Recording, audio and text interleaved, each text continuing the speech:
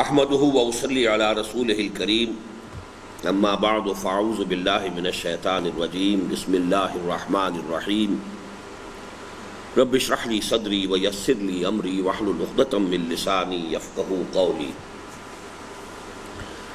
یہ ایک خطبہ ہے یوم اقبال کی تقریب میں آج سے 22 برس قبل میں نے دیا تھا،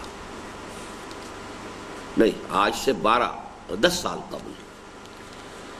یوں سمجھیے کہ علامہ اقبال پر میں نے پہلی تقریر جو کی تھی وہ تھی 20 برس قبل سن 74 میں ایچ.ایس.این کالج میں نے تقریر کی تھی۔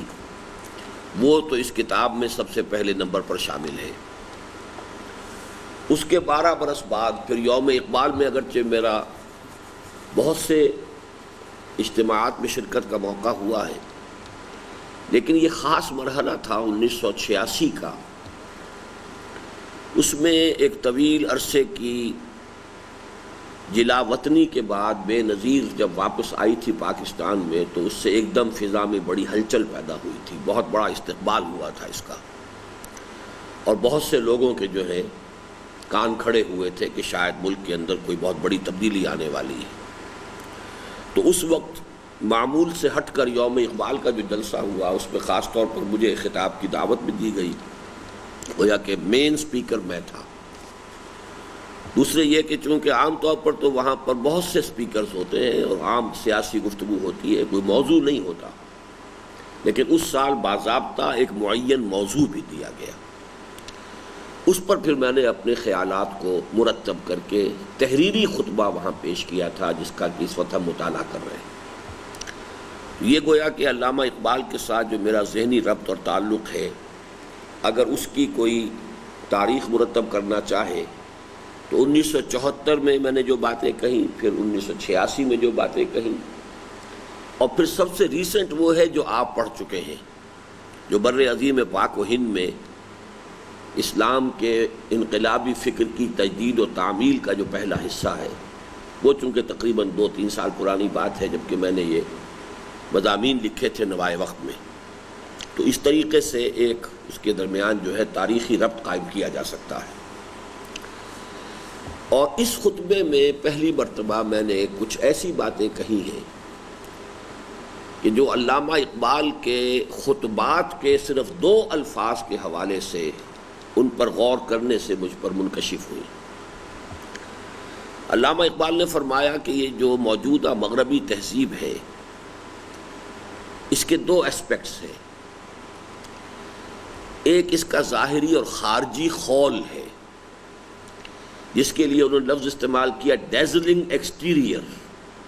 یہ ڈیزلنگ ایکسٹیریئر کہ جو نگاہوں کو چکا چوند کر دینے والا ہے اور انسانوں کو مبہوت کر دینے والا ہے، اصل میں وہی مبہوتیت تھی جس کے بنا پر سر سید احمد خان نے وہ جو بھی نیا علم کلام جو ہے سائنٹیفک ترتیب دینے کی کوشش کی تھی، اور وہی مروبیت ہے کہ جو اب بھی ہمارے ایک بہت بڑے طبقے کے اندر موجود ہے، وہ ڈیزلنگ ایکسٹیریئر ہے۔ دوسرا لفظ انہوں نے استعمال کیا دی انر کور۔ اس تہذیب کا ایک انر کور ہے، داخلی یا اندرونی جو ہے، اصل جو اس کا ایسنس ہے۔ کور کے لیے کیا اور لفظ لایا جائے اردو میں میری سمجھ میں نہیں آ رہا اس وقت۔ جی خول تو ایکسٹیریئر ہوا نا، کور تو کسی چیز کا اندر کا گودا ہوتا ہے، جیسے سرکنڈا ہے تو اس کے اندر گودا جو ہے وہ ہے جو بہت ہی یعنی نرم و نازک شے ہوتی ہے، اوپر اس کے جو کورنگ ہے وہ خول ہے۔ تو ڈیزلنگ ایکسٹیریئر، بلکہ جو میں آپ کو کئی مرتبہ وہ جملہ سنا چکا ہوں یعنی اپنشدس کا کہ man in his ignorance identifies himself with the material sheaths which encompass his real self. تو ایک تو ریئل سیلف ہے، وہ انر کور ہے انسان کی، داخلی شخصیت اس کی جو ہے اصل انر کور، اور ایک اس کے گرد جو مادی غلاف چڑھ گئے ہیں۔ اسی طریقے سے اس تہذیب کا بھی ایک انر کور ہے اور ایک اس کا ایکسٹیریئر ہے۔ یہ ایکسٹیریئر بہت ڈیزلنگ ہے۔ انر کور کے بارے میں اقبال نے بہت ہی جرأت اور ہمت کا ثبوت دیتے ہوئے یہ الفاظ کہے کہ وہ خالص قرآنی ہے۔ اب یہ بظاہر احوال بہت ایک عجیب سی بات ہے کہ موجودہ مغربی تہذیب کا انر کور قرآنی ہے، اس پر بڑے غور و فکر کی ضرورت ہے، اور اس میں گویا کہ اسی کا تجزیہ کر کے میں نے بتانے کی کوشش کی ہے۔ اور اس میں یہ بھی میں پہلے ہی عرض کر دوں کہ مجھے ایک اشکال رہتا تھا ایک حدیث کے بارے میں۔ یہ حدیث جو ہے مسلم شریف میں آئی ہے، حضرت عمر بن الخطاب رضی اللہ تعالی عنہ سے مروی ہے کہ حضور نے فرمایا ان اللہ یرفع بہذا الکتاب اقواما ویضع بہ آخرین۔ یہ حدیث تو آپ لوگوں کو یاد ہو چکی ہوگی اب تک یا نہیں؟ کتنے حضرات کو یاد ہوئی؟ نہیں یاد ہوئی؟ وہ یاد ہو گئی خیرکم من تعلم القرآن وعلمہ، یاد ہو گئی؟ یہ بھی یاد کیجئے، میں لکھ دیتا ہوں آپ کو۔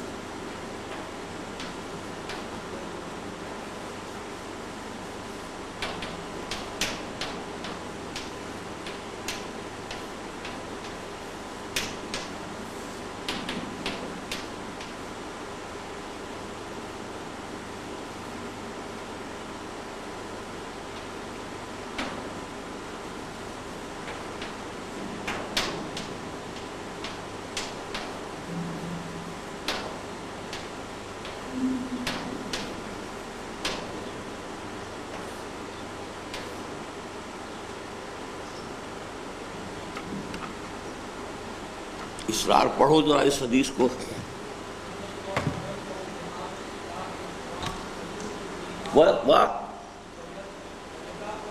یضع، کیا ترجمہ ہوگا اس کا؟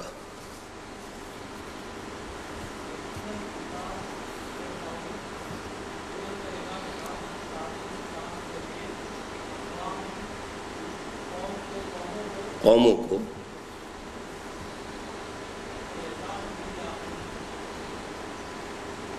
اس کے ہے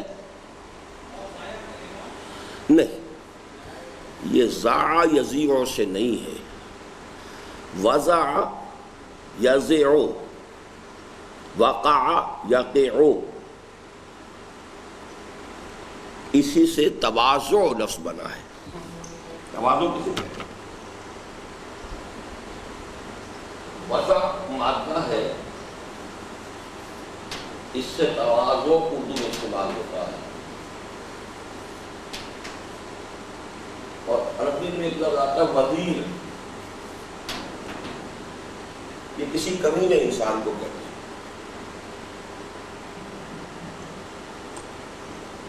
تواضع نیچے جھکنا، کسی کے سامنے اپنے آپ کو پست کرنا۔ آپ کا کوئی مہمان آیا ہے، آپ اس کی تواضع کر رہے ہیں، یعنی اس کا اکرام کر رہے ہیں، اس کا اعزاز کر رہے ہیں، اسے اٹھا رہے ہیں اور خود نیچے ہو رہے ہیں۔ تواضع باب تفاعل ہو گیا۔ وضع گرانا، ان اللہ یرفع بہذا الکتاب اقواما، یقیناً اللہ تعالیٰ بلند کرے گا، اونچا کرے گا، اٹھائے گا اسی کتاب کے ذریعے سے بہت سی قوموں کو۔ وَيَضَعُ بِهِ، اور گرا دے گا، نیچا کر دے گا اسی کی وجہ سے دوسروں کو، دوسری قوموں کو۔ کون سا جملہ ہے یہ؟ اسمیہ فعلیہ؟ جی شور؟ اچھا، مبتدا کیا ہے اس کا؟ خبر کیا ہے؟ باقی ساری خبر ہیں. چلیے ٹھیک ہے، تو اتنی بات بھی آ گئی ہے تو کافی آ گئی ہے. جملہ اسمیہ کی تعریف کیا ہے؟ جس کا پہلا حصہ اسم. اب اس حدیث پر اشکال یہ ہوتا تھا کہ اگر اقوام کو مانا جائے عام تو مشاہدہ تو اس کے برعکس ہے. اس کے ماننے والے آج ذلیل ہیں، گرے ہوئے ہیں، پست ہیں. اس کے نہ ماننے والے اونچے ہیں، بلند ہیں، سربلند ہیں، غالب. تو میں نے ایک زمانے تک اس کو اپنے دل کو مطمئن کیا کہ اقوام کو عام نہ رکھا جائے بلکہ خاص کر دیا جائے.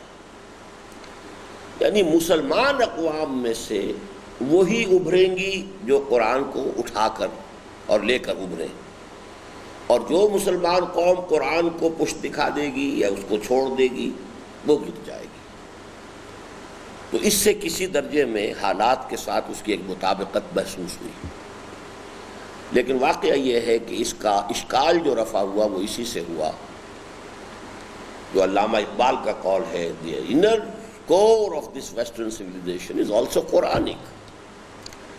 یہ بات مجھ پر بہت پرانی واضح ہے، اور یہ میں نے بہت سے دروس میں بیان کی ہے، آپ نے بھی سنی ہوگی، کہ باطل کا سرے سے کوئی وجود ہی نہیں ہے. باطل بھی جب کھڑا ہوتا ہے تو کسی نہ کسی حق کے حصے کو لے کر کھڑا ہوتا ہے.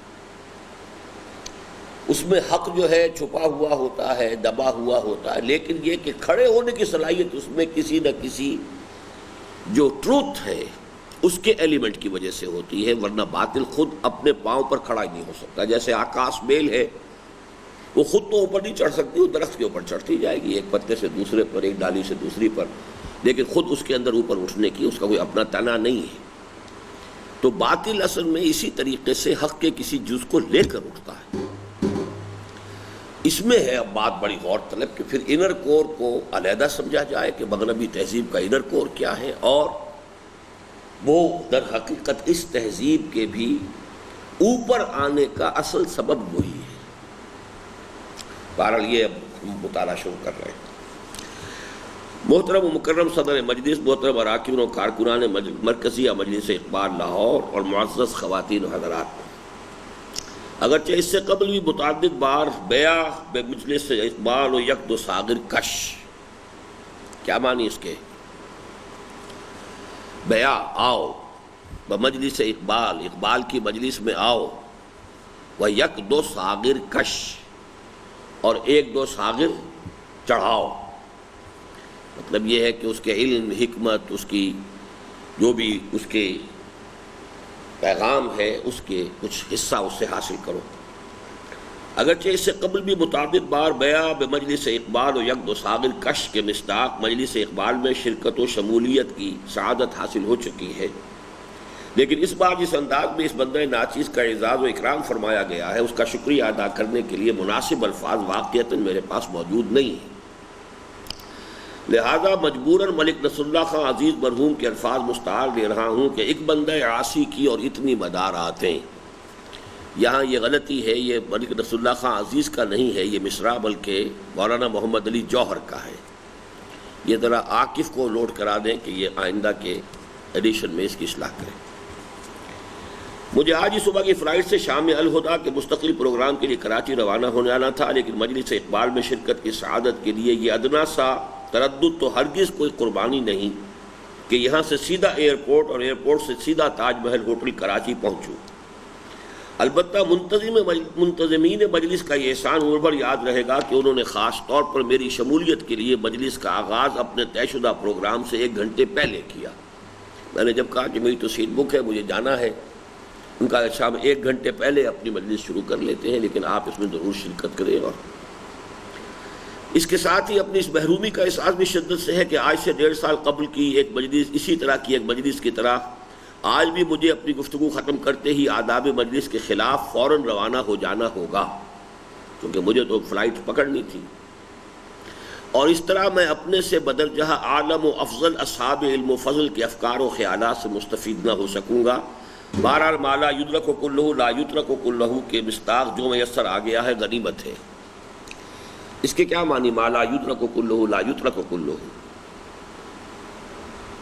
منصوری صاحب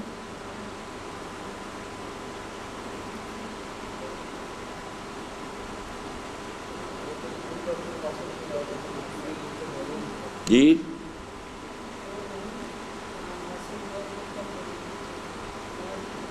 ہوا یہ کون سا فعل ہے؟ یدرکو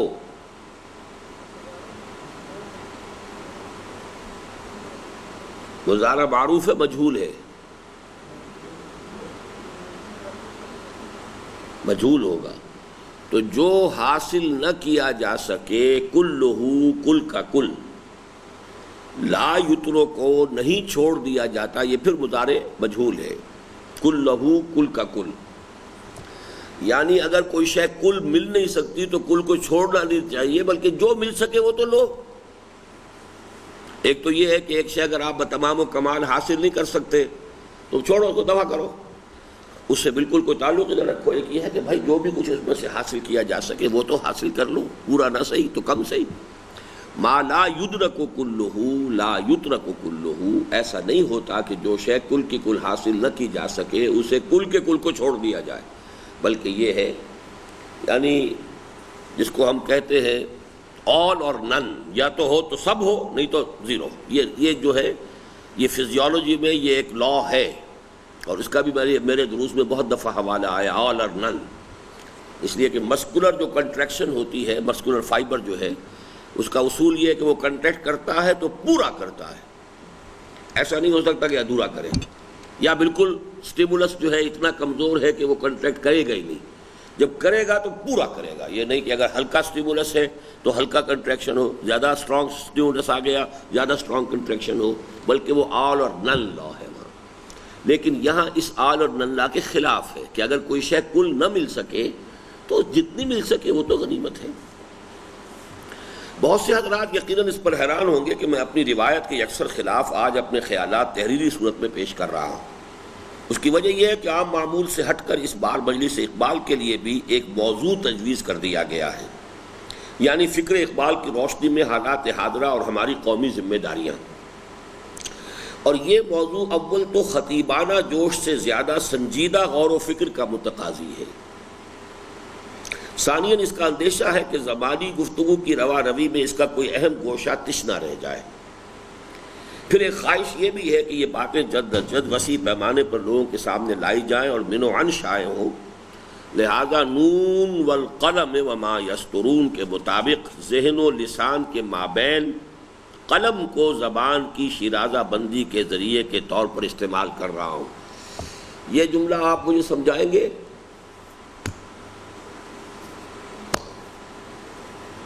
کتاب بھی نہیں ہے اپنے پاس، سن بھی نہیں رہے ہیں،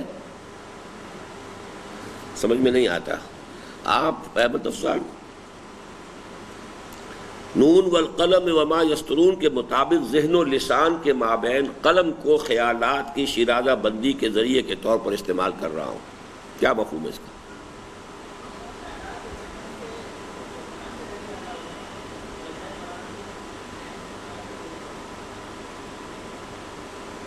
بجائے نہیں، درمیان میں. یعنی یہ کہ ایک شکل تو یہ ہوتی کہ ذہن سے براہ راست زبان پر آتے ہیں، یہ خطیبانہ انداز ہوتا ہے. ایک کہ ذہن نے پہلے قلم کو حکم دیا، قلم نے لکھ لیا، اب زبان اس قلم سے لکھے ہوئے کو پڑھ رہی ہے. تو گویا کہ ذہن اور زبان کے درمیان آ گیا قلم. اور قلم کے ذہن اور زبان کے درمیان آنے کا فائدہ کیا ہے کہ شیرازہ بندی جو ہے اس کی، انگریزی میں کیا کہتے ہیں آپ مضمون نویسی کو؟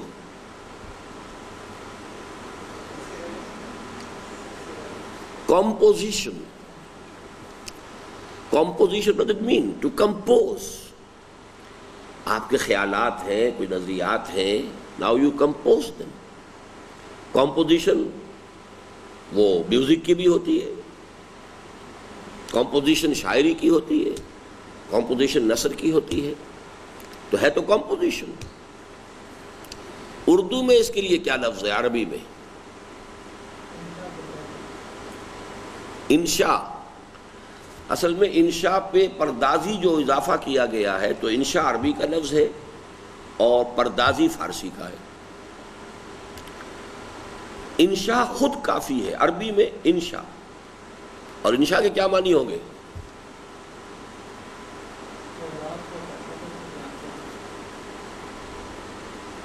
مادہ کیا ہے اس کا ہے جی؟ نشأنا یہ مادہ ہو گیا. 4-5 حروف بول دیا آپ نے. مادہ تو صرف ہی ہوتا ہے.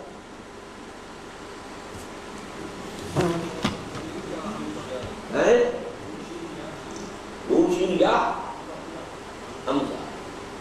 نون شین حمزہ. اچھا اس سے باقی فارغ ہونا ہی انشاء.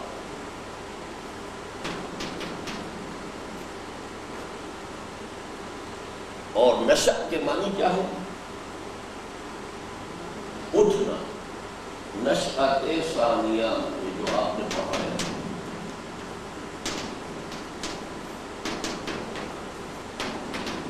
دوسری مرتبہ اٹھنا. اسلام ایک مرتبہ اٹھا پھر گرا. اب ہماری ساری یہ جدوجہد کائے کے لیے ہے؟ اسلام کی نشأت ثانیہ. جو پہلا کتاب آپ نے پڑھا ہوگا اپنے اس کورس میں لٹریچر، جو آپ کو ویڈیو کے ذریعے سے دکھایا گیا، اسلام کی نشأت ثانیہ. نشہ. لیکن جس چیز کا نام ہے ہمارے ہاں جو نارکوٹکس وہ نشہ ہے، وہ ہے کے ساتھ ہے نشہ. تو اس میں اب منشیات اور یہ جو لفظ بنا دی گئے بالکل غلط ہیں.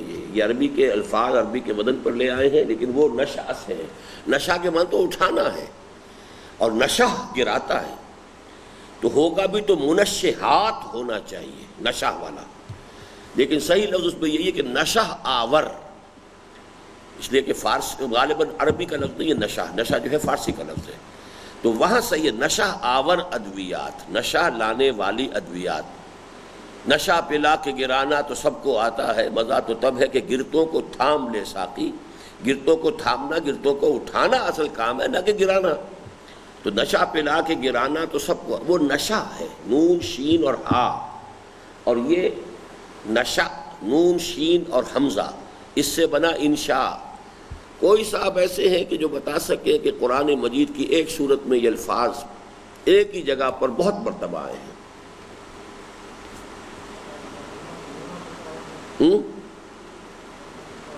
جی سورت کا نام بتائیں نا.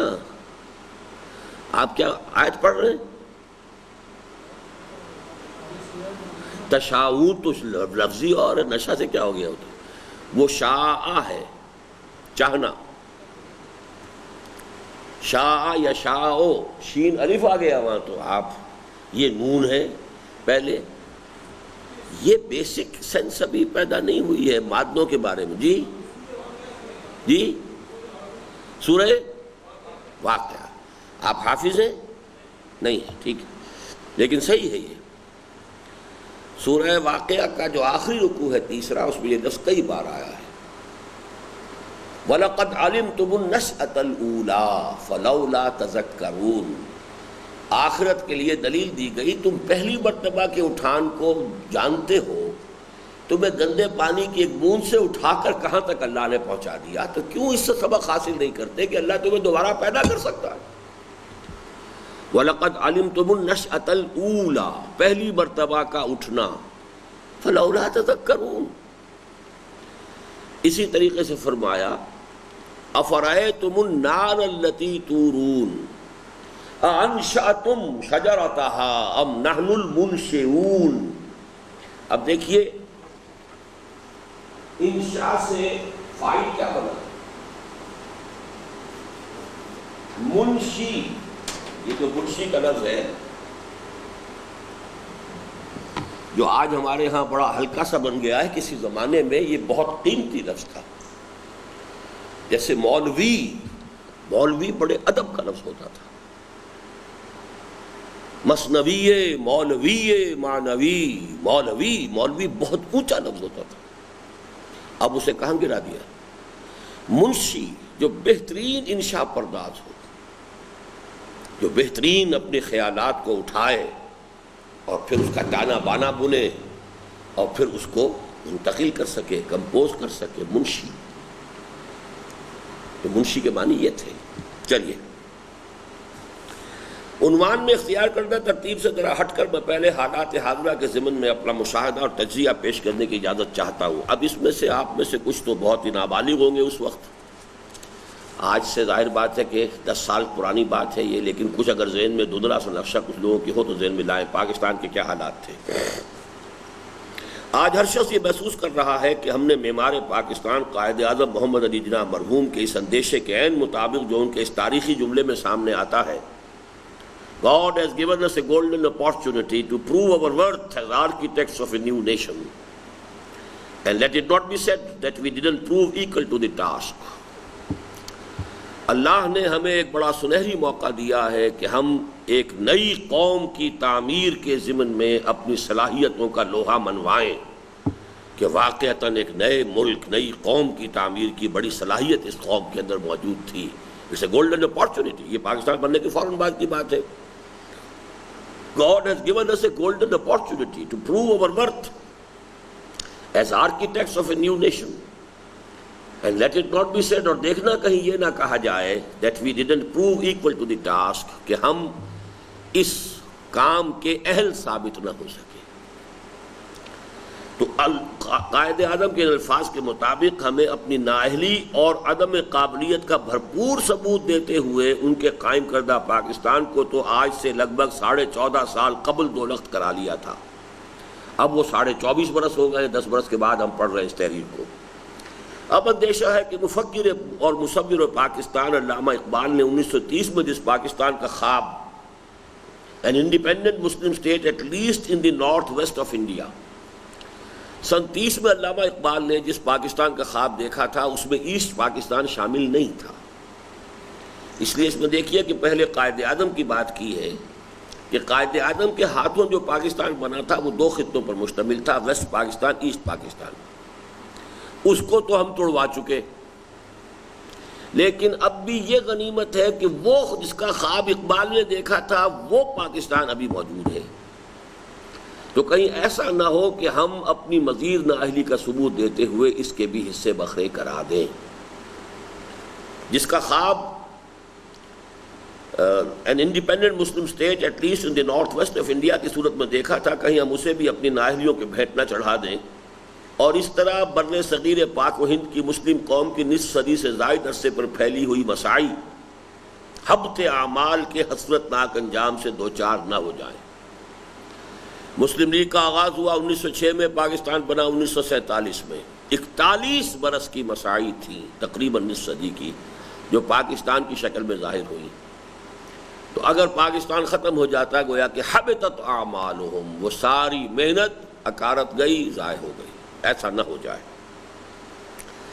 اس لیے کہ ایک طرف خاموشی گفتگو ہے، بے زبانی ہے زباں میری کے مصداق، تا حال بے آئینی ہی سرزمین پاکستان کا آئین ہے۔ کوئی قانون ہے ہی نہیں، کوئی دستور ہے ہی نہیں۔ گویا قمری حساب سے اپنی قومی زندگی کے 40 سال پورے کر چکنے کے باوجود واضح رہے کہ آنے والے ماہ رمضان مبارک کے 27ویں کو یہ 40 سال پورے ہو جائیں گے، اور آج جب ہم پڑھ رہے ہیں تو جو رمضان گزرا ہے اس کے 27ویں کو 50 سال پورے ہو چکے ہیں۔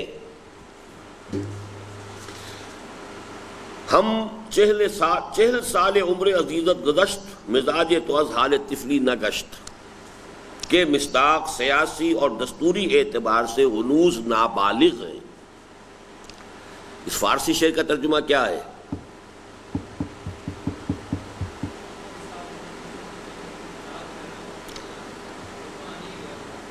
ایک ایک لفظ کا ترجمہ کرو۔ 40 سال، یہ تے کے کیا معنی ہے؟ ایک حرف چھوڑ رہے ہو نا، بیچ میں کھاؤ نہیں نا اس کو۔ عزیزت، تیری عمر کے، تیری عمر عزیز کے 40 سال گزر چکے ہیں۔ تے جو لگ جاتا ہے نا تو یہ فارسی میں تیرے کا معنی دیتا ہے. 40 سال عمر عزیزت گزشت، جس سے گفتگو کی جا رہی ہے کہ اے میرے مخاطب، تیری عمر کے 40 سال عمر عزیز کے گزر چکے ہیں. مزاج تو از حال تفلی نہ گشت، حال طفلی. تمہارا مزاج ابھی، تمہاری عمر کتنی ہو گئی ہے؟ 41. تو وہ بچپنے سے نکل آئے کہ نہیں؟ کہیں یہ شعر مستاق اس کا تم پر اپلائی تو نہیں ہو رہا کہیں؟ 40 سال عمر عزیزت گزشت، مزاج تو از حال طفلی نگشت. کہ مصداق سیاسی اور دستوری اعتبار سے ہنوز نابالغ ہے، تو دوسری طرف صاف نظر آتا ہے کہ آہ وہ تیر نیم کش جس کا نہ ہو کوئی ہدف، اور چلتا ہوں تھوڑی دور ہر ایک راہ رو کے ساتھ، پہچانتا نہیں ہوں ابھی راہ بر کو میں. کہ مصداق اس قافلہ ملی کی کوئی منزل معین ہے ہی نہیں، اور یہ ہجوم مومنی بے مقصدیت کے صحرائے تیہ میں بالکل اس شان سے بھٹک رہا ہے کہ کس طرف جاؤں کدھر دیکھوں کسے آواز دوں. اے ہجوم نامرادی دل بہت گھبرائے ہیں. 10 سال کے بعد آج پھر پاکستانی قوم بالکل اس کیفیت کے ساتھ دوچار. اب کل جو حادثہ ہوا ہے اور جو بھی واقعہ ہوا ہے، اٹ کین فلیئر اپ. یہ سن 69-70 کی کیفیات بھی بن سکتی ہیں، یہ سن 77 کی کیفیات بھی بن سکتی ہیں، لیکن سن 69-70 کی ساری جو بھی تھی اکھیڑ پچھاڑ، اس سے بھٹو صاحب برآمد ہو گئے تھے. سن 77 کی اکھیڑ پچھاڑ سے ماشاء اللہ آ گیا تھا. کوئی مثبت، کوئی مستحکم، کوئی اسلام کی طرف پیش رفت والا کوئی نظام نہیں آ پایا. ابھی تک ہم وہیں کھڑے ہیں. اور آج کے حالات میں اس خطبے کا مطالعہ میں سمجھتا ہوں کہ بہت ہی اہم ہے. صحرائے 30 کے کیا معنی ہے؟ ہاں، چونکہ یہ لفظ آیا ہے یتیہون فی الارض، ورنہ صحرائے 30 کوئی لفظ نہیں ہے عربی کا.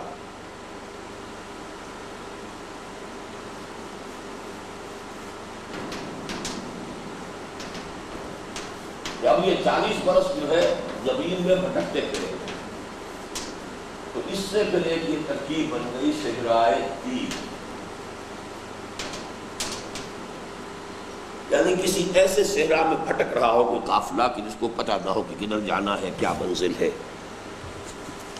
چنانچہ اغیار تانے دے رہے ہیں، پھپتیاں چست کر رہے ہیں. مبصرین اور تجزیہ نگار انتشار، ڈس انٹیگریشن اور حصے بکھرے ہو جانے اور بلکنائزیشن کی پیشن گوئیاں کر رہے ہیں. اس زمانے میں خاص طور پر کچھ ایک زائرنگ نام کے ایک صاحب امریکن جرنلسٹ تھے، پاکستان میں کچھ عرصے موجود رہے. تو ان کی جو مقالات چھپے تھے وہ یہ تھا کہ پاکستان از ایٹ دی ورج آف بلکنائزیشن اور ڈس انٹیگریشن. پاکستان جو بھی بچا کھچا پاکستان ہے، یہ بھی اب حصے بکھرے ہونے. بلکنائزیشن کی کیا معنی ہے؟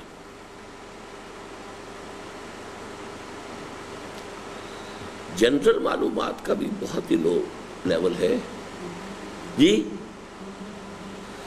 کہ کہاں سے بنا لفظ یہ جی؟ بلک سے. بلک کے معنی تو ہوتا ہے جمع ہو جانا، بلک. بلکان کسے کہتے ہیں؟ بلقان ایک علاقہ ہے مشرقی یورپ کا، جنوب مشرقی یورپ کا، جس میں چھوٹی چھوٹی ریاستیں ہیں. انہی میں تو یہ سارا یہ کیا ہوا، بوسنیا ہرسگووینا کیا ہے یہ ساری ریاستیں ہیں. ایک زمانے میں مارشل ٹیٹو نے ان سب کو جمع کر کے یوگوسلاویا ایک بہت بڑا ملک بنا دیا تھا. ورنہ یہ چھوٹے چھوٹے ملک تھے. ہمیشہ سے ان کو بلکنائزیشن، یعنی جہاں کہیں بھی کوئی بڑا ملک منقسم ہو جائے چھوٹے چھوٹے ٹکڑوں میں، اس کے لیے اب یہ لفظ بن گیا. جیسے صحرائے 30 سے یتیہون کے قرآن مجید کے لفظ سے صحرائے 30 بن گیا، اسی طرح بلقان، ریاست ہائے بلقان، تو بلقان کی ریاستیں جو ہیں وہ بلکنائزیشن وہاں سے لفظ بن گیا، یعنی بلقان کی طرح ہو جانا کہ چھوٹی ریاستوں میں. جیسے ہندوستان، جب یہ ہم پڑھ چکے ہیں یہ چیزیں کہ ہندوستان میں مغلوں کی حکومت جو ہے وہ کتنے عرصے رہی کل کہنے کو؟ 300 برس، 350 برس. 1526 میں آئے اور 1857 میں ختم ہوا. لیکن اس میں سے 150 برس تھے کہ جو واقعتاً جسے کہا جائے کہ سلطنت تھی اورنگزیب عالمگیر تک. اس کے بعد بلکنائزیشن شروع ہو گئی. اب یہ چھوٹی سی ریاست وہاں پر خود مختار ہو گئی، چھوٹی سی ریاست وہاں خود مختار ہو گئی، وہاں کا علاقہ کوئی اور ہو گیا، یہاں کا علاقہ کوئی اور ہو گیا. اسی لیے جب انگریز آیا تو اسے کوئی دقت ہی نہیں ہوئی، ایک کے خلاف دوسرے کی مدد کی. میسور اور نظام حیدرآباد دکن نے انگریز کا ساتھ دیا، اس کو بہت بڑی ریاست دے دی، باقی ساری ریاستوں کو اس کی مدد سے شکست دی. یہ کام انہیں آسان. اگر ایک یونائٹڈ کہیں اگر اکبر کے زمانے میں یا شاہ جہاں کے زمانے میں یا اورنگزیب کے زمانے میں انگریز آیا ہوتا تو اسے پتہ چلتا کہ ہندوستان کس شے کا نام ہے، کہ ایک کا طاقت ہے. لیکن وہ تو اس وقت آیا کہ جب کہ بلکنائزیشن شروع ہو چکی تھی، چھوٹی چھوٹی ریاستیں تھیں. تو یہ بلکنائزیشن، اب میں تو آپ کو جنرل نالج بھی مجھے پڑھانا پڑتا ہے نا،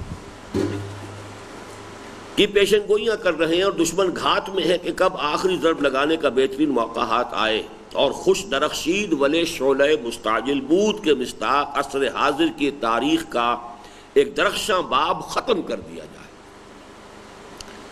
اس جملے کو سمجھائیں، یہ فارسی کیا آ گئی اس میں؟ خوش درخشید ولے شعلہ مستعجل بود. ایک ہوتی ہے آگ جو سلگ رہی ہو، ایک ہے شعلہ بھڑکا اور بجھ گیا. تو خوش درخشید خوب چمکا تھا، لیکن شعلہ مستعجل بود وہ اس شعلے کے مانند ہوا کہ جو بہت جلدی ہی بجھ بھی جاتا ہے. یہی لفظ ہے جو میں نے بہت اہمیت کے ساتھ، وہ جو میری کتاب ہے تحریک جماعت اسلامی، اس کا جو حصہ اول ہے کہ جماعت اسلامی کی تحریک کتنی عظیم تحریک تھی، اس کے یہ اصول تھے، یہ مبادی تھے.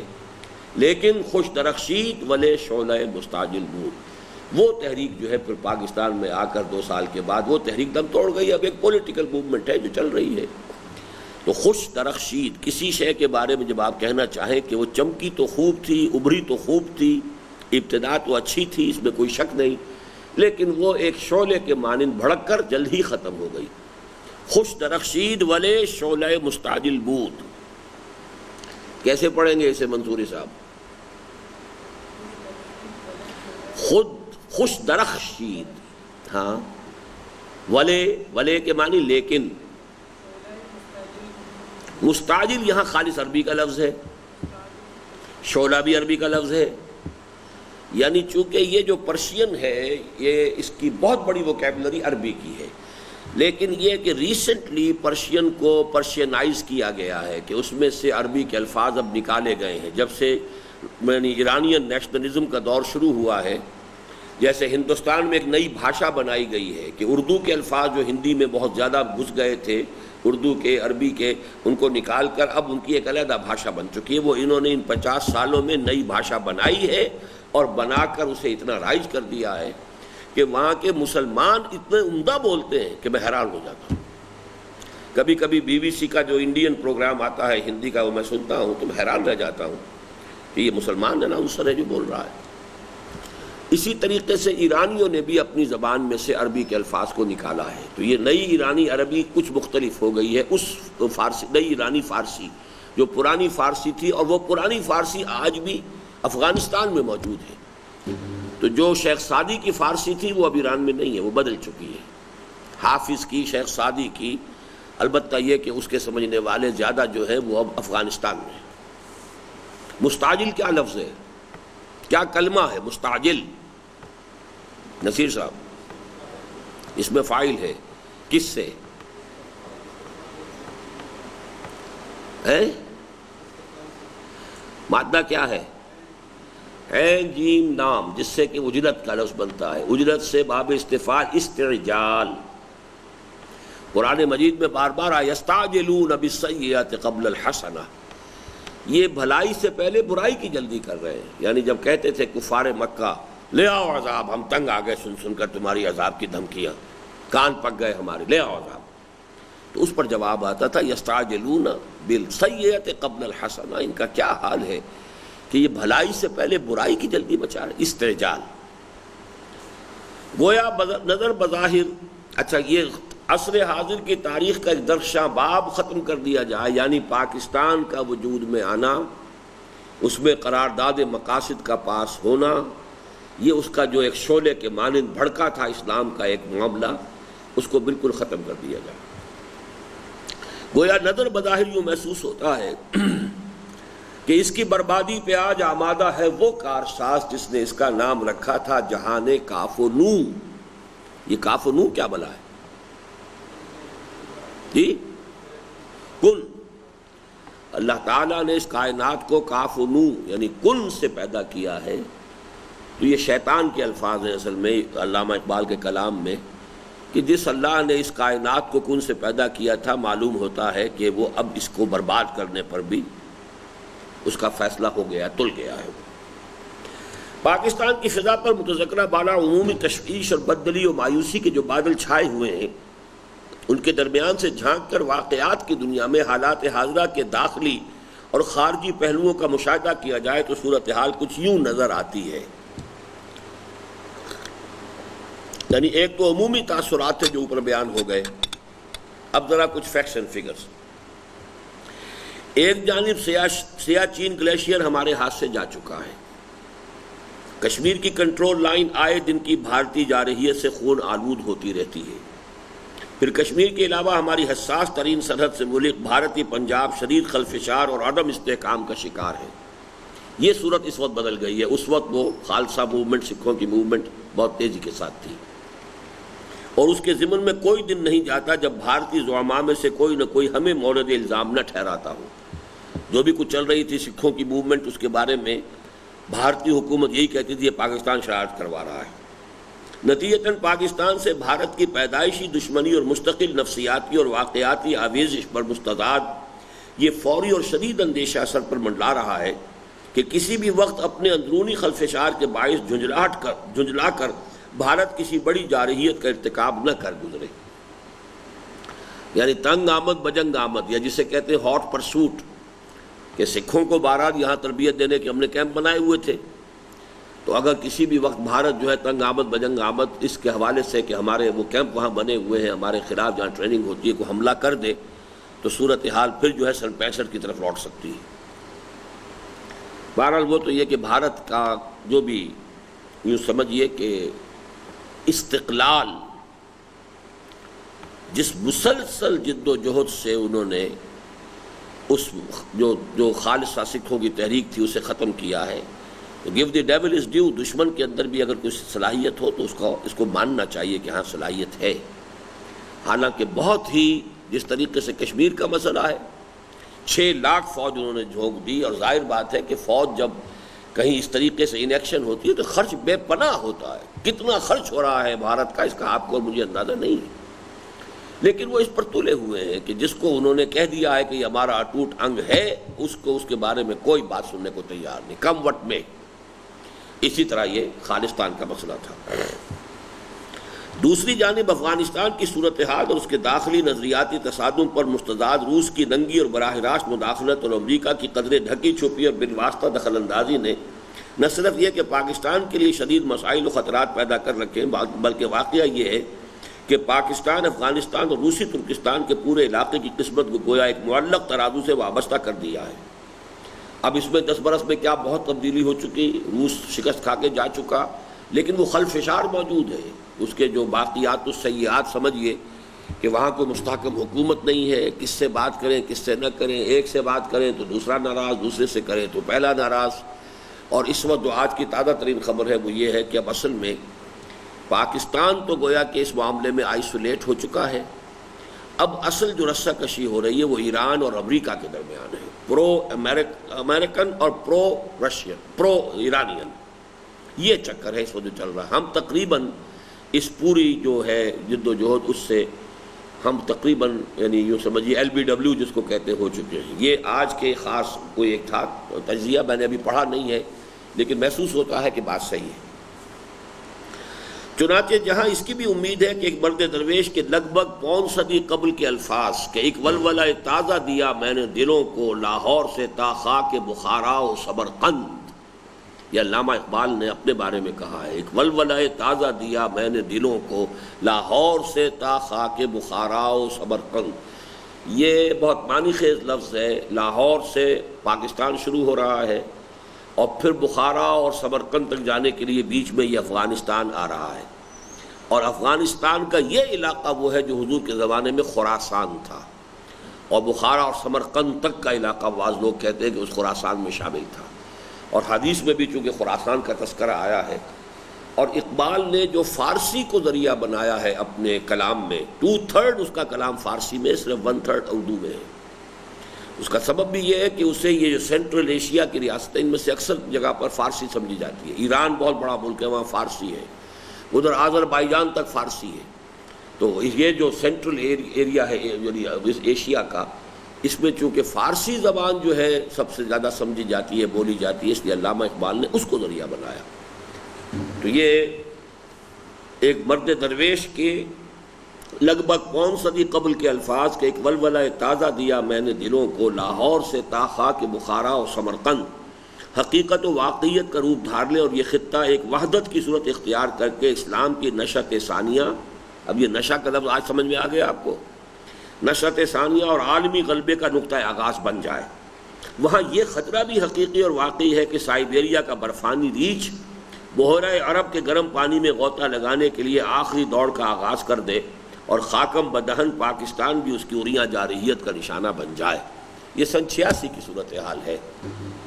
سائبیریا کا برفانی ریچھ جو ہے اس کو ہمیشہ سے خواب دیکھتا رہا ہے، زار کے زمانے سے، کہ گرم پانیوں تک پہنچنے کے لیے افغانستان اور پھر بلوچستان یہ اس کے لیے قریب ترین راستہ بنتا ہے، تو اس بخارا اور سمرقند سے نیچے اترے اور براہ راست جو ہے گرم پانی تک پہنچ جائے، تو اس کا بھی امکان موجود ہے۔ یہ تو ہوا پاکستان کا اس وقت کا جو بیرونی صورتحال تھی اس کا نقشہ۔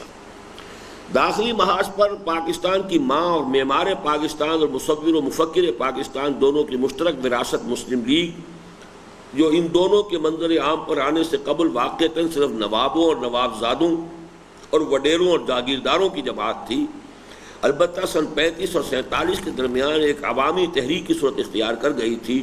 عرصہ ہوا کہ ہر چند کہے کہ ہے نہیں ہے کہ مصداق کامل بن چکی ہے، اور حال ہی میں سرکاری اور درباری ذرائع سے اس کے تن مردہ میں جان ڈالنے کی جو کوشش ہوئی ہے، اور غیر جماعتی انتخابات میں اپنے ذاتی وسائل اور محض زمینداری یا سرمایہ داری کے بل پر کامیاب ہونے والوں کی پیشانی پر اس کا لیبل چسپاں کر کے اس کے نام سے فائدہ اٹھانے کی جو کوشش کی گئی ہے، کون نہیں جانتا کہ اس کا حاصل کچھ بھی نہیں، اور کم از کم عوام کی سطح پر اس کی نہ کوئی حقیقت ہے نہ حیثیت۔ اس کو آپ کچھ واضح کریں گے کہ یہ کیا صورت تھی، اس کے بین السطور کیا ہے؟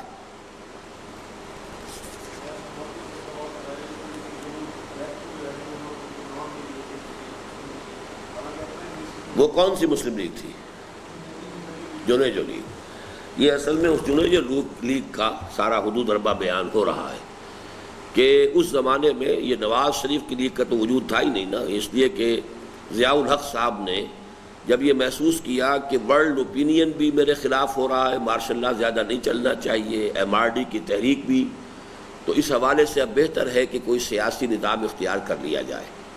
اس نے دستور کے اندر جو ہے وہ اپنی منمانی تبدیلیاں کروائیں، اور اس میں پھر ایک بارگین کیا کہ چلیے میں سیاسی ایک حکومت شروع کر دیتا ہوں، اور اس کے اندر مسلم لیگ کے اندر تن مردہ میں جان ڈالنے کے لیے جنیجو کو سامنے لایا گیا۔ پھر غیر جماعتی الیکشنز میں جو لوگ اپنے ذاتی اثر و رسوخ سے آ گئے انہیں شامل کر لیا گیا، اور وہ گویا کہ مسلم لیگ پارٹی بن گئی۔ تو ظاہر بات ہے کہ وہ پارٹی تو کوئی نہیں تھی۔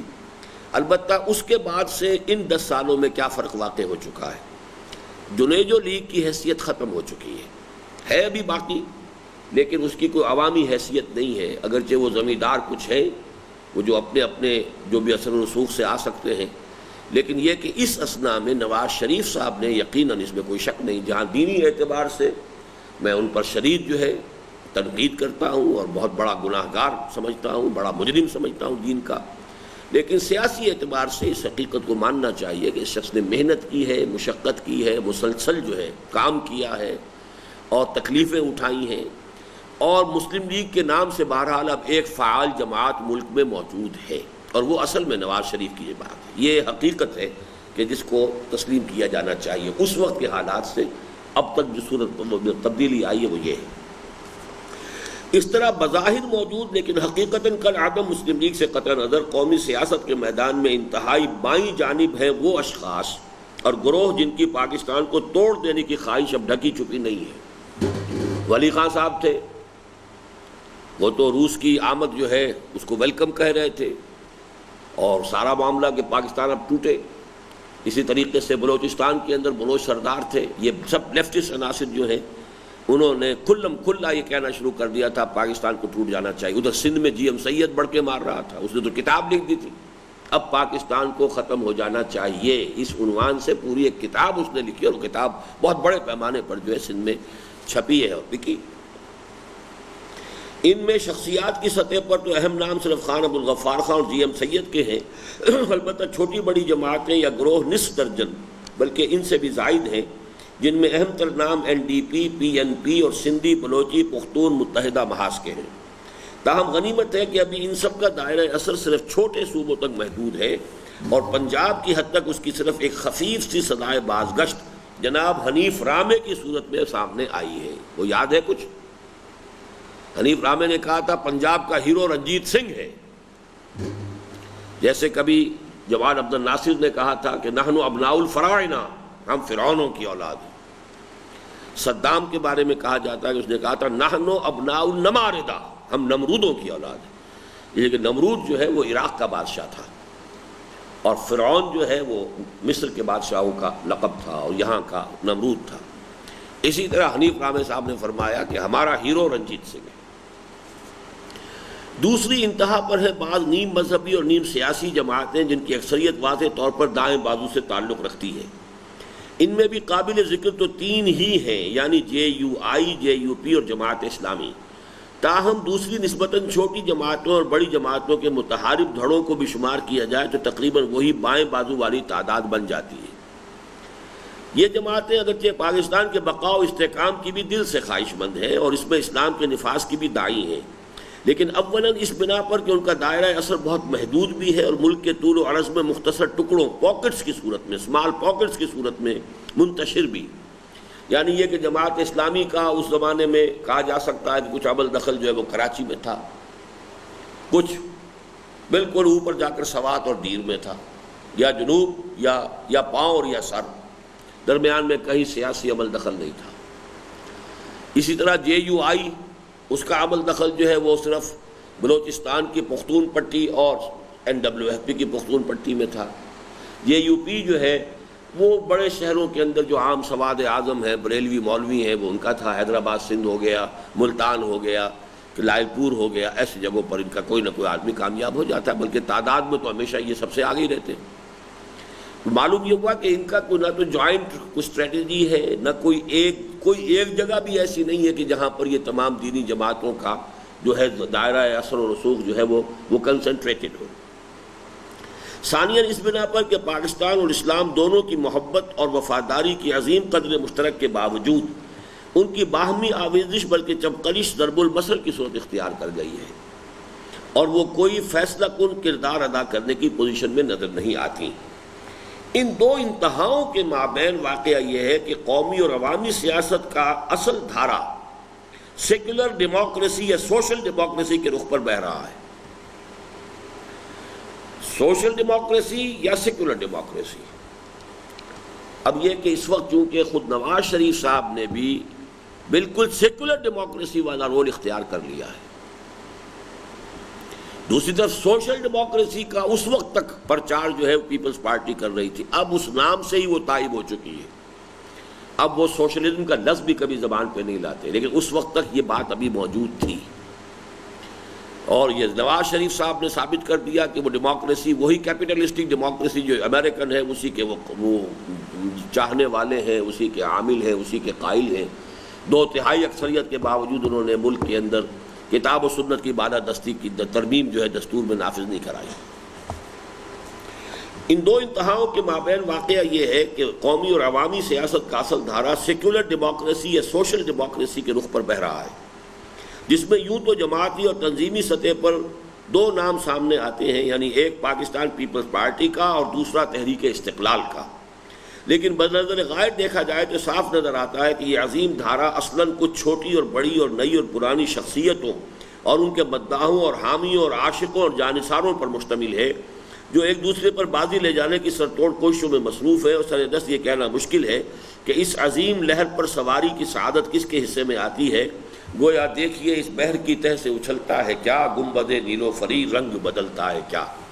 یعنی بھٹو کا عشق، بھٹو کا نام، بھٹو کا نعرہ اب اس کو استعمال کر رہے ہیں، لیکن یہ کہ یہ کب تک استعمال ہوگا، کیا شکل ہوگی، کہا نہیں جا سکتا. اس درمیانی دھارے میں ایک طوفانی لہر حال ہی میں آنسہ بے نظیر بھٹو کی اپنی اختیاری جلاوطنی کو ختم کر کے پاکستان واپسی اور شہر اقبال میں ورود، اور اس موقع پر ان کے بے مثال اور حد درجے والہانہ استقبال، اور پھر پاکستان کے دل پنجاب اور اس کے بھی اصل قلب یعنی لاہور، گجرانوالہ، شیخ اپرا اور فیصل آباد وغیرہ کے اضلاع میں ان کے شاندار اور والہانہ خیر مقدم اور عظیم الشان جلسوں اور جلوسوں کی صورت میں اٹھی ہے، جس نے سوچنے اور سمجھنے کی صلاحیت سے کسی بھی درجے میں بہرور پاکستانی مسلمان کو نہ صرف یہ کہ ورطۂ حیرت میں ڈال دیا ہے، بلکہ ملک و ملت کے مستقبل کے بارے میں سنجیدگی سے سوچنے اور غور کرنے پر مجبور کر دیا ہے. اور غالباً یہ بھی اسی کا شاخسانہ ہے کہ مجلس اقبال بھی جو ایک خالص روایتی اور ثقافتی ادارہ بن چکی تھی، فکر اقبال کی روشنی میں حالات حاضرہ اور ہماری قومی ذمہ داریوں کا جائزہ لینے پر مجبور ہو گئی ہے. یہ تو ابھی تمہید ہوئی ہے اس خطبے کی، عنوان کا پس منظر. ہماری قومی اور عوامی سیاست کے اصل اور عظیم تر درمیانی دھارے میں جو طوفانی لہر حال ہی میں اٹھی ہے، اس کے ضمن میں یہ بات بھی بالکل غلط نہیں ہے کہ یہ کسی حد تک 8-9 سال کے سیاسی حبس کا رد عمل ہے. 8-9 سال سے مارشل لا چلا آ رہا تھا، اس کا جو سیاسی حبس تھا، تو حبس کے بعد بارش ہوتی ہے تو یہ گویا کہ رد عمل کی صورت ہے. اور اس بات میں بھی یقیناً کچھ نہ کچھ صداقت موجود ہے کہ حالیہ طوفانی کیفیت زیادہ دیر برقرار نہیں رکھ سکتی. گویا چڑھی ہے یہ آندھی اتر جائے گی، یعنی یہ دونوں فیکٹرز موجود ہیں بالفعل. لیکن اس قسم کے جملہ عوامل کا حصہ منہا کرنے کے بعد بھی، منہا کسے کہتے ہیں؟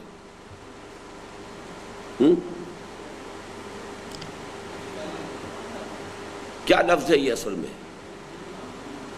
منہا، اس میں سے کچھ نکال دینا. منہا کرنا بھی ایک لفظ بن گیا ہے، حقیقت میں یہ من اور ہا سے بن کر بنا ہوا ہے.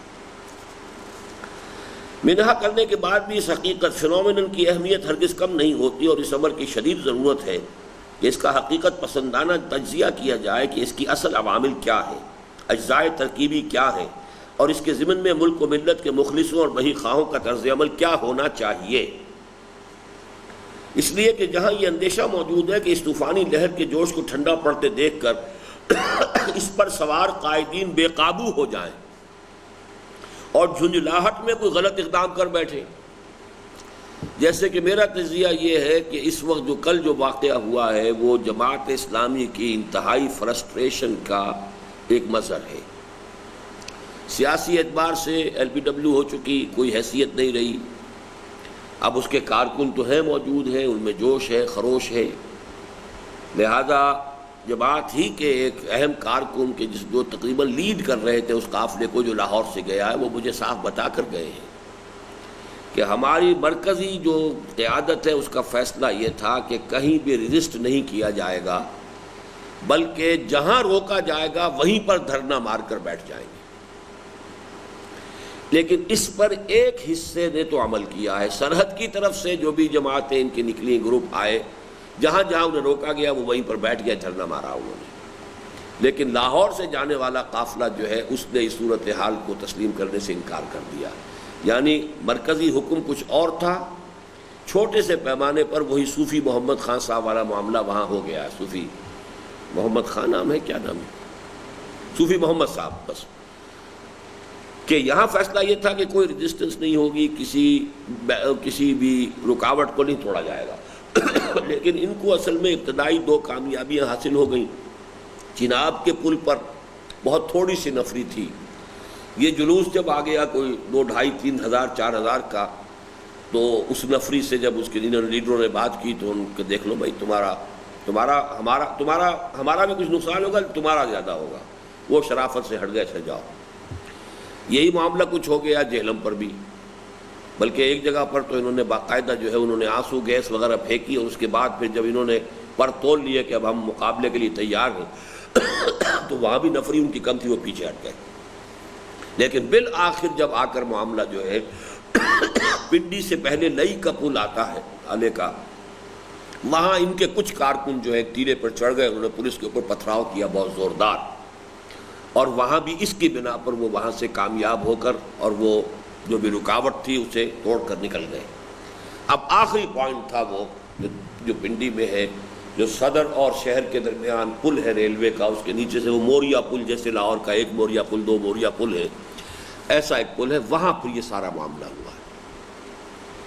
تو وہ جو مرکزی قیادت کا جو فیصلہ تھا وہ اس جلوس نے اس کو آبزرو نہیں کیا ہے، اور یہ اصل میں علامت ہے اس کی کہ اب کارکن جو ہے مشتعل ہو رہے ہیں، اور کارکن کو کنٹرول کرنا اگر انہیں نظم اور ضبط کا خوگر نہ بنایا گیا ہو۔ جماعت اسلامی کے اراکین تو نظم اور ضبط کے خوگر ہوتے ہیں، لیکن یہ جو ان کی نئی بھرتیاں ہیں بہت بڑی، اب شباب ملی ہو یا کوئی اور ہو، یہ لوگ تو اس طرح کی ٹریننگ میں سے گزرے نہیں ہیں۔ اینی ہاؤ، اس لیے کہ جہاں یہ اندیشہ موجود ہے کہ اس طوفانی لہر کے جوش کو ٹھنڈا پڑتے دیکھ کر اس پر سوار قائدین بے قابو ہو جائیں اور جھنجھلاہٹ میں کوئی غلط اقدام کر بیٹھیں، وہاں اس کے سرکاری یا غیر سرکاری مخالفین کا غلط طرز عمل اور مس ہینڈلنگ بھی نہایت خوفناک نتائج پیدا کر سکتی ہے۔ اب جو کچھ ہوا ہے الزام حکومت لگا رہی ہے ان پر، یہ لگا رہے ہیں حکومت کے اوپر۔ اب صحیح صورتحال تو صرف ایک تو ہمیں بتا دی چونکہ ان کے خود آدمی نے بتائی ہے۔ ایک اور ساتھی جو ہمارے گئے تھے وہاں، ہمارے مکتبے کے کارکن بھی اس میں گئے تھے، انہوں نے بتایا ہے کہ اصل میں زیادتی جو کی ہے جلوس والوں نے وہ یہ کہ عین اس وقت جب کہ یہ ٹینشن تھا، ایک ٹرین گزری اوپر سے، پہلے تو ایک پتھر مارا ہے جس سے کہ وہ ٹرین کا جو انجن کا سامنے کا شیشہ ہے وہ ٹوٹا، پھر جو پتھراؤ کیا گیا ہے اس ٹرین پر تو اس میں عورتیں اور بچے سب۔ اب یہ بات تو انتہائی احمقانہ، انتہائی غلط، پولیس کے ساتھ معاملہ، حکومت کے ساتھ معاملہ بالکل وہی راؤڈیزم جو ہوتا ہے کہ جب کوئی قابو سے باہر ہو جائے تو اس کے بعد پھر یہ کہ جو جی میں عطا کرتے یہ شکل وہاں ہو گئی، جس کا ایک تجربہ ہم 15 سال قبل مشرقی پاکستان کے معاملے میں کر چکے ہیں۔ مشرقی پاکستان میں بھی یہی ہوا تھا، عین وقت کے اوپر جو ہے حکومت نے بہت سختی اختیار کی بجائے اس کے کہ ان کے ساتھ پولیٹیکل کوئی معاملہ کیا جاتا، لہذا اس کا رد عمل دیکھا۔ اب یہاں سے شروع ہو رہی ہے اصل بات۔ میں جب علامہ اقبال کے فکر کی روشنی میں عوامی سیاست کے اس درمیانی دھارے اور اس کی موجودہ طوفانی لہر کا جائزہ لیتا ہوں تو مجھے بعین ہی وہی صورت نظر آتی ہے جو حضرت علامہ نے اس تہذیب حاضر کے تجزیے کے ضمن میں پیش فرمائی ہے، جو اپنے آغاز کے اعتبار سے تو یقیناً مغربی اور یورپی تھی، لیکن اپنے اثر و نفوذ کے اعتبار سے دیکھتے ہی دیکھتے عالمی اور آفاقی بن گئی اور اس وقت پورے کرۂ ارضی کو اپنی لپیٹ میں لیے ہوئے ہے۔ یہ بات ہم نے کہاں ڈسکس کی ہے تفصیل سے کہ موجودہ تہذیب اپنے اوریجن کے اعتبار سے تو مغربی اور یورپی ہے، لیکن اب اپنی وسعت کے اعتبار سے عالمی ہے اور پوری دنیا کو اپنی لپیٹ میں لیے ہوئے ہے۔ جی،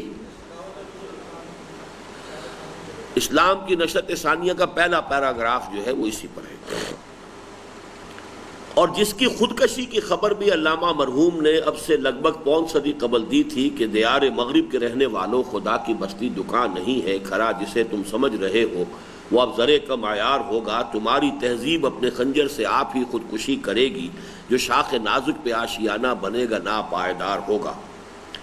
اہل نظر جانتے ہیں کہ حضرت علامہ کے نزدیک اس تہذیب کے اصل اجزائے ترکیبی دو ہیں۔ ایک اس کی اصل ریڑھ کی ہڈی ہے جس کی صلابت اس کے قیام و بقا کی اصل اساس ہے۔ صلابت کسے کہتے ہیں؟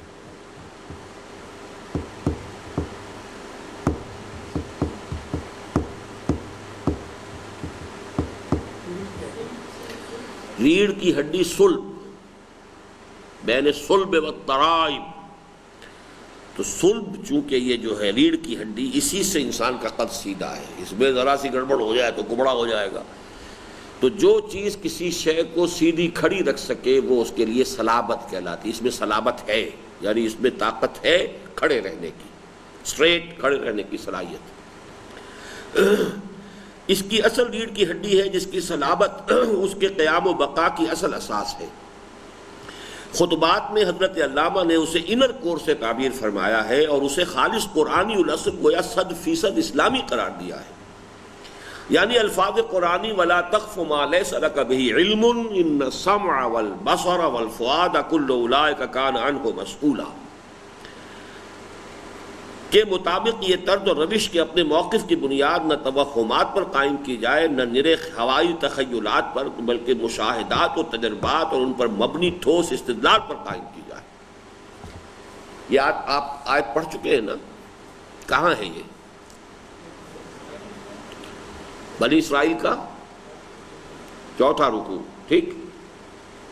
کیا ترجمہ ہے اس کا؟ وَلَا تَقْفُ مَا لَيْسَ لَكَ بِهِ عِلْمٌ، مت پیچھا کرو۔ تقفو کیا وہ ہے کلمہ؟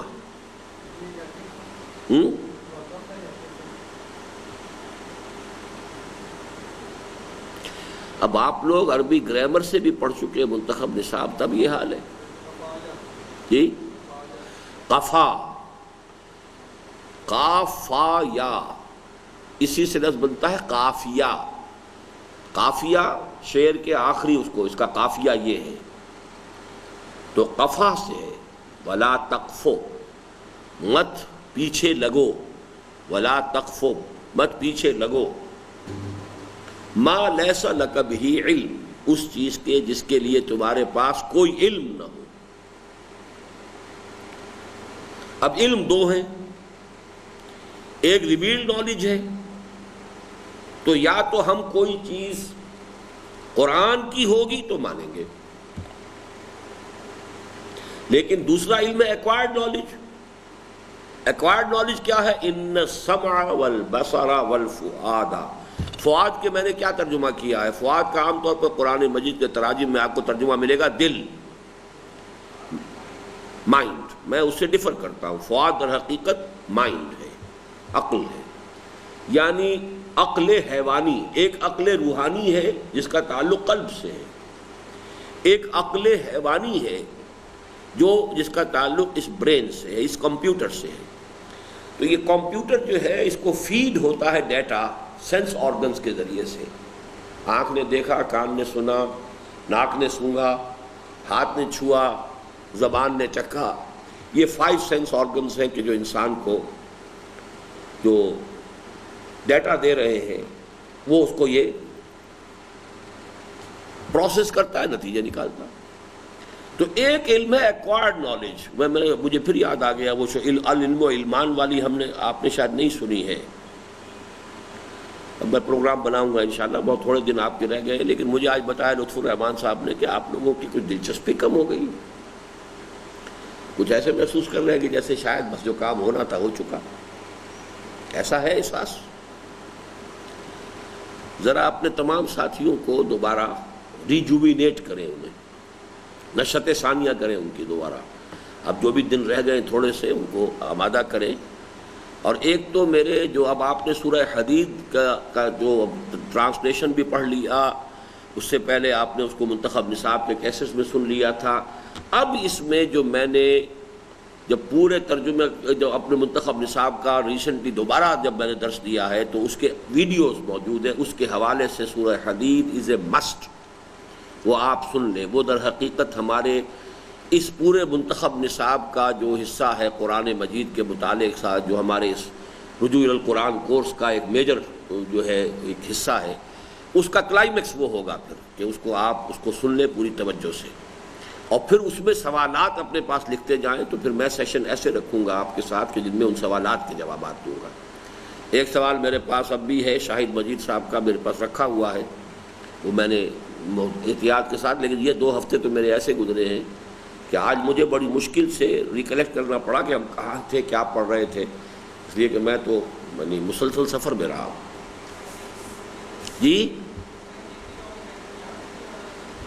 آڈیٹوریم میں جو دیے ہیں، جو 45 منٹ کے چنکس کی شکل میں اس کے جو ہے کیسٹس، آڈیوز، ویڈیوز موجود ہیں۔ یہ پورا منتخب نصاب میں نے ویڈیوز کی شکل میں دے دیا ہے۔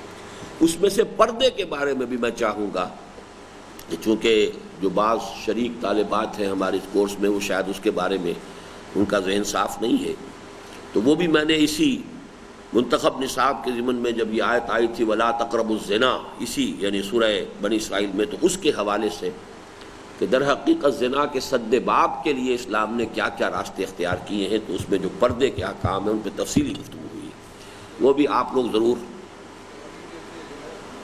آڈیو لے آئے ہیں، نہیں ویڈیو دیکھیے ان کے، آڈیو میں تو وہ دلچسپی رہتی رہی، ویڈیو لیجیے آپ ان کے۔ بہرحال ابھی تو اس کو پڑھیے۔ اہل نظر جانتے ہیں کہ حضرت علامہ کے نزدیک اس تہذیب کے اصل اجزاء ترکیبی دو ہیں، ایک اس کی اصل ریڑھ کی ہڈی ہے جس کی صلابت اس کے قیام و بقا کی اصل اساس ہے، کیونکہ اسی سے سائنس ڈیولپ ہوئی ہے، سائنس نے ہی اس کو وہ سپورٹ دے رکھی ہے جس پر یہ کھڑی ہے، ورنہ تہذیب کبھی کی ختم ہو چکی ہے ان کی۔ وہ تو یہ ہے کہ یہ بدبخت نئے سے نئی چیزیں ایجاد کرتے جا رہے ہیں، پرانے ہتھیار جو ان کے لیے آبسولیٹ ہو جاتے ہیں وہ منہ مانگے داموں تھرڈ ورلڈ کو دے دیتے ہیں، اور اگلی چیز پیدا کر لیتے ہیں کہ تھرڈ ورلڈ جو ہے اسے یوز کرے تو آپس میں کرے، انہیں تو چیلنج کر ہی نہیں سکتے، ان کے پاس اس سے اگلا توڑ وہ ایجاد کر چکے ہیں۔ یہ دوڑ ہے اس وقت کے جس کے اندر اس دنیا چل رہی ہے۔ اب F-16 کس بلا کا نام ہے ان کے نزدیک، وہ اس سے نہ معلوم کتنے آگے جا کے جہاز بنا چکے ہیں، لیکن F-16 کے لیے ناک بھی رگڑوائیں گے اور خوش آمدیں کروائیں گے، اور جو ہے جیسا کہ میں نے کئی دفعہ کہا ہے کہ پورے صوبہ سندھ کی ایک سال کی جو کاٹن کراپ ہے وہ دے کر ایک F-16 لے آئیں گے، اس لیے کہ یہاں مقابلہ ہے بھارت سے، اس کے لیے اس طرح سے گویا کہ سارا خون جو ہے پوری اس دنیا کا یہ نچوڑ رہے بیٹھے ہوئے۔ امریکہ میں انڈسٹری ہی صرف ایک رہ گئی ہے، یا آرمامنٹ انڈسٹری ہے اور یا کمپیوٹر ہے، کمپیوٹر میں سپر کمپیوٹرز کو گارڈ کر رہے ہیں کہ ابھی کسی اور کو ہوا نہ لگے اس کی، بس یہ دو ہیں جس کی وہ پھر منہ مانگی دام لیتے۔ سپر کمپیوٹر کے بغیر یہ ساری آگے کی پروگرامنگ ہو نہیں سکتی، اس میں باقی ان سے کم چیزیں جو ہے وہ بیچتے جائیں گے، لے جاؤ، منہ مانگے دام لیں گے، اور ان کی کمائی کا جو ہے وہ خون پسینے کی کمائی کھینچ کر وہ اپنے ہاں جو ہے وہ عیش کریں گے۔ یہ اس وقت ہو رہا ہے، تو صلابت جو ہے اس تہذیب کی اصل میں وہ اس کی بنیاد پر ہے، ورنہ تہذیب ختم ہو چکی، ان کا خاندانی نظام ختم ہو چکا۔ ایک ملک کا صدر، یونائٹڈ اسٹیٹس آف امریکا کا صدر کہتا ہے کہ عنقریب ہمارے قوم کی اکثریت حرامزادوں پر مشتمل ہوگی، صاف کہا اس نے، born out of any wedlock, one parent family، بچے کو پتہ ہی نہیں میرا باپ کون ہے، ماں ہے بیچاری، اس کے تو جگر کا گوشہ ہے، اس کے جگر کا ٹکڑا ہے، اس نے 9 مہینے اپنے جسم میں اس کو جونک کی طریقے سے اپنا خون پلایا، وہ کیسے چھوڑ دے؟ لہذا سب سے زیادہ ایکسپلائٹڈ، سب سے زیادہ قابل رحم حالت اس وقت وہاں عورت کی ہے۔ یہی وجہ ہے کہ اسلام لانے والوں میں عورتوں کا نمبر زیادہ ہے۔ یہاں ہماری عورتیں ان کے اس ڈیزلنگ ایکسٹیریئر کی وجہ سے مبہوت ہے اور اسی تہذیب کو یہاں پر عام کرنے کے لیے بے چین ہے، اور وہاں کی عورت جو ہے تنگ آ چکی ہے، مرد شادی کرنے کو تیار نہیں، کیوں کرے شادی کرے گا تو عورت کے ہاتھ میں تو اس کی بانڈ آ گئی کہ اگر وہ طلاق دے گا تو آدھی جائیداد دے اور فلاں کرے اور یہ کرے اور وہ کرے۔ بعض ملکوں میں تو یہ ہے کہ آج طلاق دو، آج ہی گھر سے تمہیں نکل جانا پڑے گا، بیوی کے پاس مکان رہے گا، اس کے 1 سال تک جو بھی ہوگا یو گیٹ آؤٹ۔ مرد کہتے ہیں ہم شادی نہیں کرتے، اب عورتیں کیا کریں بغیر شادی کے، وی آر لیونگ ٹوگیدر، ساتھ رہ رہے ہیں، بچے ہو رہے ہیں، but they are not married, legally they are not married, اس لیے کہ میرج لاز وہ ہے کہ کیوں کریں مرد شادی، پاگل ہوا، دماغ خراب ہوا۔ یہ تو مسلمان ہیں بیچارے، وہ کیا کریں، اب دین کے اپنے اس کی وجہ سے وہ پابند ہو جاتے ہیں، بن جاتے ہیں، ان کی باغیں عورتوں کے ہاتھ میں آ جاتی ہیں۔ وہ تو شریف عورت ہو تو بات اور ہے، ورنہ وہاں کی عورت جو ہے ناک چنے چبوا دے مرد کو جب چاہے۔ چنانچہ ایک بہت اچھے بہت نیک آدمی انگلینڈ میں، لندن میں ہمارے بہت قریب آئے اور بہت صلاحیت بھی تھے، ان کی بیوی ناراض تھی، لہذا پھر انہوں نے جو تعلق اپنا منقطع کیا ہے وہ اب شکل بھی نہیں دکھاتے میں جب جاتا ہوں۔ عیدی کے بعد تو سیدھی سی بات یہ ہے کہ چاہے ڈائیورس مرد دے چاہے عورت دے، پہلا کام یہ ہے کہ گھر سے باہر، شوہر گھر سے باہر، یو گیٹ آؤٹ، وہ گھر عورت کا ہے۔ یہ صورتحال ہے۔ تو تہذیب تو ختم ہو چکی ہے، مر چکی ہے تہذیب، لیکن صلابت جو ہے کس بنیاد پر قائم ہے؟ سائنس پر، اور سائنس کو تو زندہ کیا قرآن نے۔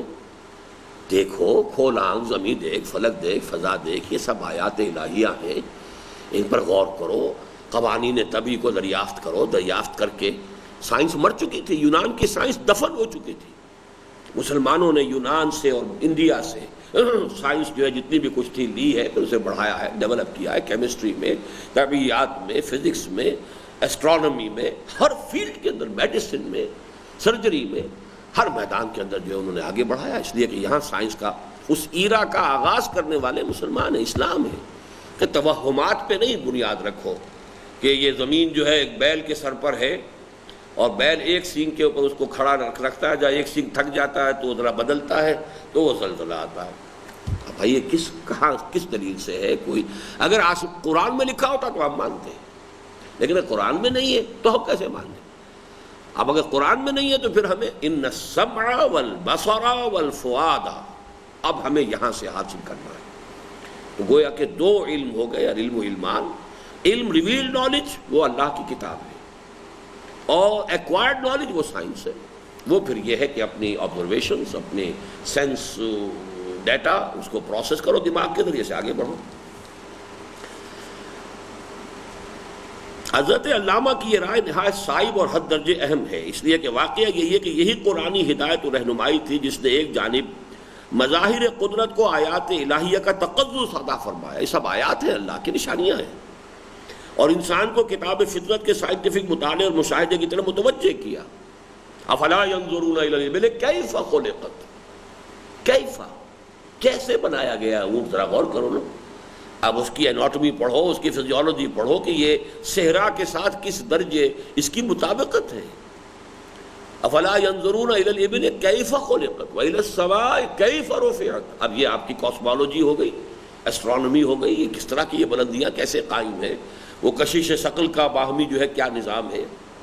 اب یہ تمام چیزیں الى الابل کیف خلقت والى السماء کیف رفعت والى الجبال کیف نصبت والى الارض کیف سطحت فذکر انما انت مذکر۔ اور دوسری جانب منطق کو استخراج کی تنگنائیوں سے نکال کر استقراء کی وسعتوں اور پہنائیوں سے روشناس کرایا۔ اب یہ بڑا مستقل لفظ آ گئے دونوں۔ استخراج یہ کیا لفظ ہے؟ ماشاءاللہ ماشاءاللہ، چلیے کہیں تو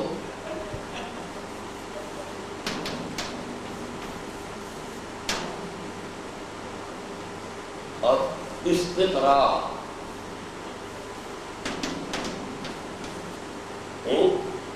یہ کیا ہے؟ قرار، اچھا کیا معنی قرار؟ پڑھا کیا مطلب ہوتا ہے اس سے؟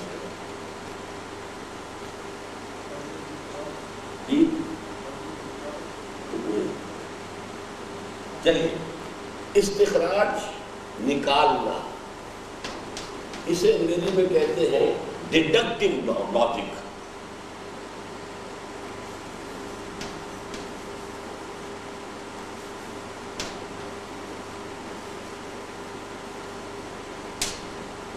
ڈیڈیوس کرنا، ڈیڈیوس کسی چیز سے کسی چیز کو نکالنا، ڈیڈکٹیو لاجک۔ یہ قرا جو ہے پڑھنے کے معنی میں بھی آتا ہے، لیکن یہ بھی در حقیقت اسی معنی میں کمپوز کرنے کے، اسی سے لفظ قریہ، قریہ کسے کہتے ہیں؟ بستی جہاں لوگ جمع ہیں۔ استقراء کے معنی جمع کرنا، قرا پڑھنا بھی ہے اور قرا جمع کرنا بھی ہے۔ جمع کرنا یہ ہے کہ آپ بڑے وسیع مشاہدے سے اب آپ کچھ چیز لیجیے، اور استخراج یہ کہ ایک اصول کے بال کے کھال نکالتے چلے جائیے۔ اس کو یوں بھی کہہ سکتے ہیں میکروسکوپک، مائکروسکوپک، لیکن اس کا یہ مائکروسکوپک اور مائکروسکوپک سے بات پوری سمجھ میں نہیں آئے گی۔ اس کو انگریزی میں کہتے ہیں انڈکٹیو لاجک۔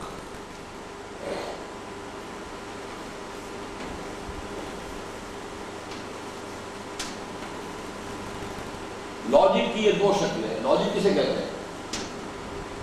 منطق، استخراجی منطق، استقرائی منطق، ڈیڈکٹیو لاجک اور انڈکٹیو۔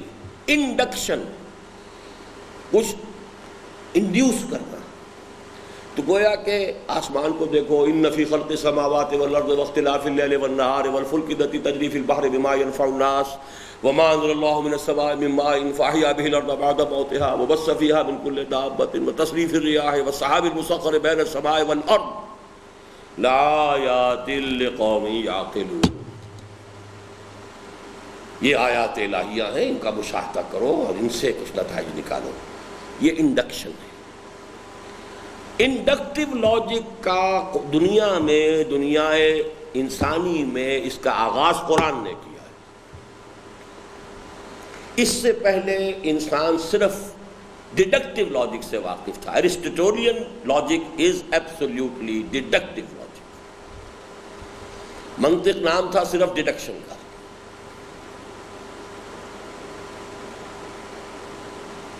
تو ڈیڈکشن کے اندر کیونکہ مشاہدات پہلے تھے ہی کم، سائنس کی معلومات تھیں ہی کم، جو تھوڑی بہت تھی ہلدی کی گھاٹ جس کو مل گئی اسی کے اندر سے کرنا تھا، جو کچھ کرنا تھا اسی میں سے نکالنا، اسی میں سے جو بھی نتیجہ، وہ ساری عقل کی خیال آرائی ہے. لیکن جب اتنا وسیع میدان ہو گیا ہے، اب سائنس نے کھول دیا ہے، تو اب ڈیڈکشن جو ہے وہ بہت ہی سمجھیے سیکنڈری لیول پر چلی گئی. اصل شے انڈکشن ہے. جتنا براڈ آپ کا مینٹل جو ہے بیک گراؤنڈ ہوگا، جتنا ویژن براڈ ہوگا، جتنی جو ہے آپ کی وسعت نگاہ ہوگی، اتنا ہی آپ صحیح رائے تک پہنچیں گے. نہ یہ کہ وہ جس کو کہتے ہیں کہ کنویں کے مینڈک کی طریقے سے جو چند چیزیں معلوم ہے وہ اسی کے حصے بکھرے کر کے جوڑتے، ادھر سے ادھر سے جوڑ رہے ہیں. نوٹ کیجئے، اس لیے کہ واقعہ یہی ہے کہ یہی قرآنی ہدایت و رہنمائی تھی. کون سی؟ ان السمع والبصر والفؤاد کل اولئک کان عنہ مسئولا، جس نے ایک جانب مظاہر قدرت کو آیات الہیہ کا تقدس عطا فرمایا. وہ آیت جو میں نے ابھی آپ کو سنائی، آیت الآیات جسے میں نے نام دیا ہے، اور انسان کو کتاب فطرت کے سائنٹیفک مطالعے اور مشاہدے کی جانب متوجہ کیا، اور دوسری جانب منطق کو استخراج کی تنگ نائیوں سے نکال کر استقراء کی وسعتوں اور پہنائیوں سے روشناس کرایا، اور اس طرح جدید سائنس اور ٹیکنالوجی کے لیے میدان ہموار کیا. چنانچہ یہی چیز یورپ میں تحریک احیاء علوم کی بنیاد بنی، جس کے نتیجے میں یورپی اقوام اوج ثریا پر پہنچی، اور یہ صورت پیدا ہوئی کہ عروج آدم خاکی سے انجم سہمے جاتے ہیں کہ یہ ٹوٹا ہوا تارا مہ کامل نہ بن جائے.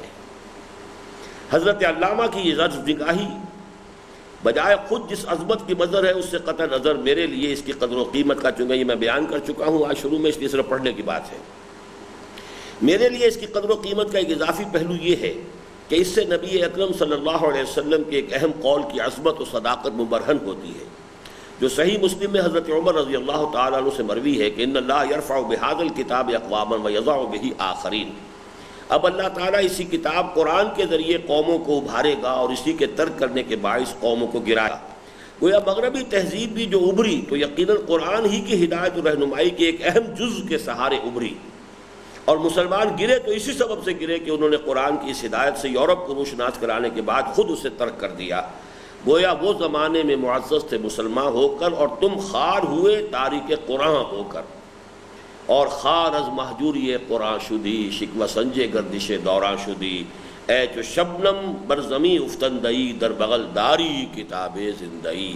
تو اس حدیث کو اب میں اقوام، صرف مسلمان اقوام نہیں بلکہ اس کو جیسا کہ اس لفظ کا تقاضا ہے کہ عام کیا جائے، کہ در حقیقت قرآن مجید کے اس اصول کی طرف جس کی طرف کہ علامہ اقبال نے نشاندہی کی ہے that the inner core of the present western civilization is Quranic. اس کے گرد جو انہوں نے اب لبادے جو ہے ڈال دی، اب ان کا تجزیہ ایک ایک کر کے میں بتاؤں گا کہ اس کے اندر اچھائی اور برائی کس کس طریقے سے لپٹ گئی ہے، باطل نے کس طرح اس کا گھیراؤ کر لیا ہے، اور اس کے کچھ مظاہر ہیں جو ڈیزلنگ ہیں، نظر کو خیرہ کرتی ہے چمک تہذیب حاضر کی، یہ صناعی مگر جھوٹے نگوں کی ریزہ کاری ہے. لیکن یہ کہ یہ صرف ایک بات کہہ دینے سے تو نہیں بنتی جب تک کہ آپ اس کا تجزیہ نہ کریں. تو ان کا تجزیہ کر کے بات کو آگے چلائیں گے انشاءاللہ کل.